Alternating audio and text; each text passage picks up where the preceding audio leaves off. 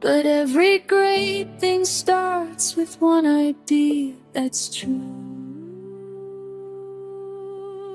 Think, create, inspire, light that in a fire.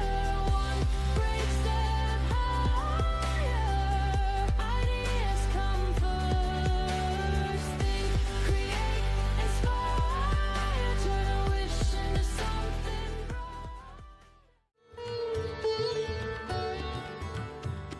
Our guest for today's Idea Arcade podcast is Dr. Dhanpat Ram Agarwal, a distinguished economist, chartered accountant, intellectual property strategist, and policymaker, founder of iTag Business Solutions and the Global Intellectual Property Convention.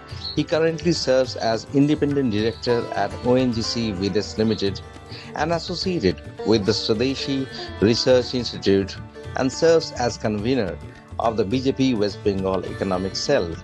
So once again, welcome to our podcast, Dr. Dhanpat Ram Agarwal.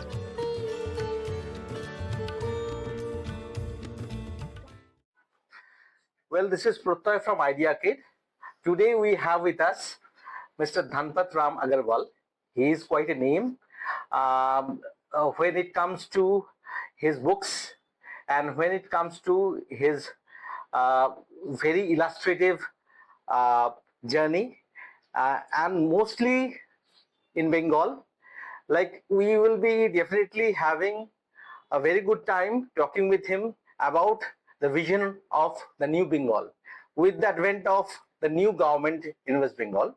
So what do you see the vision for the new government to guide? Basically, if we look at immediate past few years, then we find a very, very gloomy picture. For the last 50 years or so, West Bengal has been passing through a very, very bad economic outlook. And people, not only in Bengal, but throughout India and in general, there is a perception that Bengal is moving towards a downhill journey. So from there, yes. So from there, now there is a hope. Yes, the BJP government with the support of the central government. Okay. So people have a hope. Yes, now there is a time for a bright future. Change, BJP coming with a thumping majority of 208 seats. Now, I think now there is a double engine government. At the center, we have the BJP government, and here in West Bengal also we have the BJP. So it is for the first time after, say, long 50 years that there is a comfortable situation. And to translate the central policies. And then Prime Minister Mr. Modi, he also came during the election and during his campaign also, in his speeches also, he said that it is a Modi guarantee that whatever is said during the political speeches and also in the manifesto which BJP has given. So Mr. Modi has also given an assurance that all the policies and everything which is announced, so center will provide full cooperation, and there is a guarantee of Mr. Modi that yes, the West Bengal will get all the benefits, all the support from the center. So I think that West Bengal will definitely see a bright future, and under the able leadership of Suvendu Adhikari, who is the chief minister now, and the kind of team he has built, the kind of representation of the ministry which we have seen from almost all the 23 districts, 7 except Jalpaiguri, Nadia, and Dakhin Dinajpur. There are representations in the ministry from all the districts. So, and from all different groups also, from all the tribals and scheduled castes and OBCs and people from all walks. Even there's a proper representation of the women's also. So I think that kind of decisions which this new government will take will be for the growth and for the people of West Bengal. And previously also, taking a cue from your thing, like, we have not seen any government like in Bengal mostly to be governed apart from like from the center point of Kolkata. So this is for the first time we can see that north is also being very much it is in prominence, as well as the southern part of West Bengal. So it is a complete West Bengal to be governed in Bengal. Well, is it not, since you are saying that we can see the light at the end of the tunnel, so has it not been the journey for around 50 years or so, for 5 decades at least? Because we have seen even during the left regime also that there is always an opposition with the center. And this center-state relationship has always taken a very backlash for the West Bengal people, right? Regarding the translation of any kind of government projects and all. So how this future has to translate into reality? Like, what is the future of Bengal? Since your book, we already have this book also, The Future of Bengal. Now, unfortunately, not only from 1977, like when the left front came to power, even after independence, since 1947, when Bidhan Chandra Rai was the chief minister, and both at the center and in Bengal, we had the Congress government. Even during those days, unfortunately, the the policies of the central government towards Bengal, as far as the economic policies are concerned, were not very conducive. Whether you take the freight equalization policy, because in 1947, Bengal used to be at the pinnacle, at the top.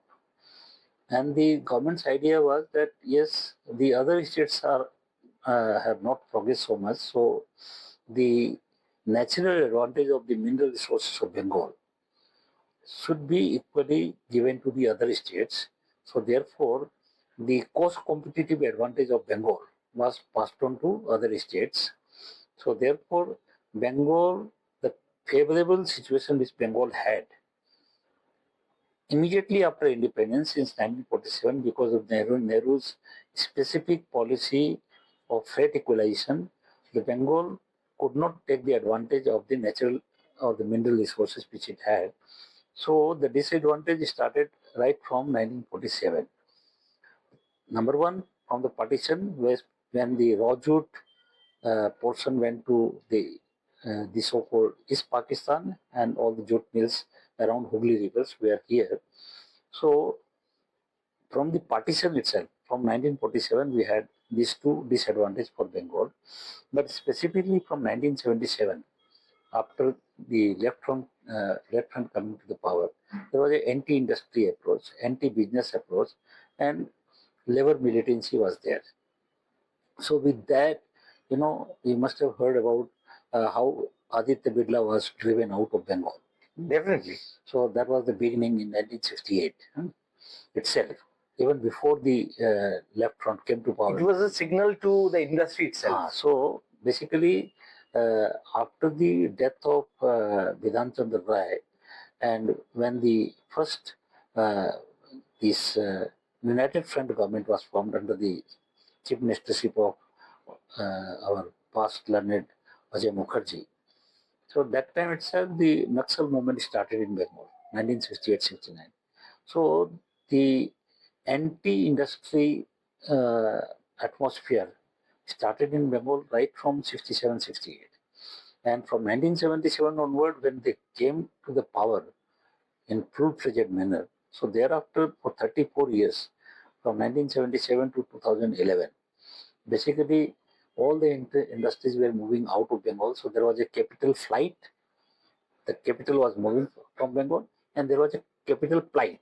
So those industries which stayed here, so they started becoming sick, and many of the industry and the entrepreneurs, they started moving out. Well, so what is the way forward for Bengal right now? Because now we had been contemplating for quite a long time, like when there will be a state and center based government, which should be having the same kind of government in both the places. So how do you want the new government to... Okay. Again, with a little twist, that people of Bengal were hoping for a change for a long time, especially in 2011, when there was a change from left to the TMC government. So Mamata Banerjee came with a big hope to the people the change, poriborton, ma mati manush. And at that time, it was similar to the government. The center was the same. Yeah, more or less, but supported, at least supported. Yeah, supported. But you see, the whole idea of bringing a positive change was people got frustration because the whole thing was derailed from her negative and narrow thoughts. Okay, so she started opposing each and every policy of center and hostile attitude. So therefore, what we find that in the last 15 years of the TMC rule, when there was an opportunity for Mamata also and for the people to get the benefit, that hope was belied. Okay, so now after 15 years, like 2021 also, there was a hope. Yes, there could be a change. TMC could defeat and the BJP can win over. But somehow or the other, in politics, there are so many factors. There is a general idea, or rather, it is been flown as a concept like Bengalis are not good in business. So when did this start? Because we know that we were the descendants of Chand Saudagar. And as well as we also know that there have been different prominent Bengalis who used to do trade in different parts of the world. But how did this thing come? Was British also at the back of it? Because we were a very good service people, like we became very good servicemen at the time of the British, becoming the different major because of the literacy. Because of the literacy. So how do you think this impacted the Bengal as a state, and how we can come out of that? Now, basically, generally, some people have a wrong perception about Bengal, that Bengal, the work culture was not good from the beginning. The entrepreneurship thing was also not there in the Bengali people from beginning. But the fact is not that. Bengalis were very, very entrepreneurship, and they were hardworking also, and they had always a good inclination towards knowledge, art, literature, everything. And the basic fact is that if you look into, say, the past history, past economic history, so what you find that till 1757, before the Britishers came to Bengal, the undivided Bengal used to contribute more than 10% of the global economy and almost 40% of the global exports. Okay. So what we see today as Bengal and what Bengal was in the past, so that itself shows that without entrepreneurship, without businessmen, and entire textile thing, silk textile or cotton textile, even lot of different metallurgical industry, entrepreneurship, various kinds of arts and crafts, those were there in Bengal. And that's why Bengal was doing so much of business. The whole of Europe was looking at the textile products made in Bengal. Now, Murshidabad. Today, we have a very, very negative view about Murshidabad, that Murshidabad has a population around 70% Muslim population, and Murshidabad has nothing much in the economy. But Murshidabad was the capital of the divided Bengal.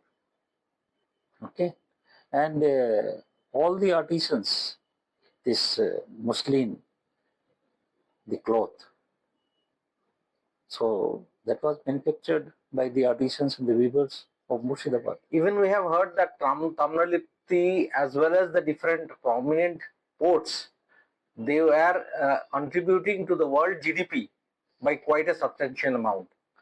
Yes, true, because during those days, even Odisha was part of Bengal. Okay, so the Bengal Angabanga Kalinga was Angabanga totally. So that was part of Bengal only. So Bengal was a very rich province. Okay, so what I don't want to go much into the past, but what I simply wanted to bring into your notice that Bengal was a very rich state. It is only after 1757 with the arrival of the Britishers, who started, doing the things which were adverse to the economy of Bengal. So our entire textile industry was killed because of the adverse policy of Britishers, who started, because they came as a trader, but they became ruler.